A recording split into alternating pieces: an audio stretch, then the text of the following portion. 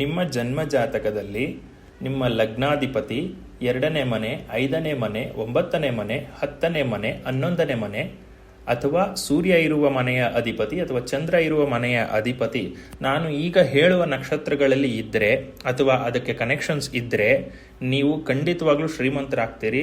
ನಿಮಗೆ ಇನ್ಹೆರಿಟೆನ್ಸ್ ಮೂಲಕವೋ, ಕೆಲಸದ ಮೂಲಕವೋ, ಬೇರೆ ಬಿಸ್ನೆಸ್ ಮೂಲಕವೋ ನೀವು ಶ್ರೀಮಂತರಂತೂ ಆಗೇ ಆಗ್ತೀರಿ. ಆ ನಕ್ಷತ್ರಗಳು ಯಾವುದು ಅಂತಂದರೆ ರೋಹಿಣಿ ನಕ್ಷತ್ರ, ರೇವತಿ ನಕ್ಷತ್ರ, ವಿಶಾಖ ನಕ್ಷತ್ರ, ಉತ್ತರಾಭಾದ್ರಪದ ನಕ್ಷತ್ರ, ಸ್ವಾತಿ ನಕ್ಷತ್ರ, ಪೂರ್ವ ಫಲ್ಗುಣಿ ನಕ್ಷತ್ರ, ಧನಿಷ್ಠ ನಕ್ಷತ್ರ, ಉತ್ತರಾಷಾಢ ನಕ್ಷತ್ರ, ಮಾಘ ನಕ್ಷತ್ರ ಮತ್ತು ಜ್ಯೇಷ್ಠ ನಕ್ಷತ್ರ. ಈ ನಕ್ಷತ್ರಗಳಲ್ಲಿ ಜಾಸ್ತಿ ಗ್ರಹಗಳು ನಿಮ್ಮ ಜಾತಕದಲ್ಲಿ ಸ್ಥಿತಿಯಾಗಿದ್ದರೆ ಖಂಡಿತವಾಗ್ಲೂ ನೀವು ಶ್ರೀಮಂತರಾಗೇ ಆಗ್ತೀರಿ. ಎಲ್ಲಿಂದ ಎಲ್ಲಿಗೂ ಹೋಗುವಂಥ ಚಾನ್ಸಸ್ ಇರುತ್ತೆ. ಹಣಕಾಸಿನಲ್ಲಿ ದಿಢೀರನೆ ಶ್ರೀಮಂತರಾಗುವ ಚಾನ್ಸಸ್ ಇರುತ್ತೆ. ನಿಮ್ಮ ಜನ್ಮ ಜಾತಕದಲ್ಲಿ ನಿಮ್ಮ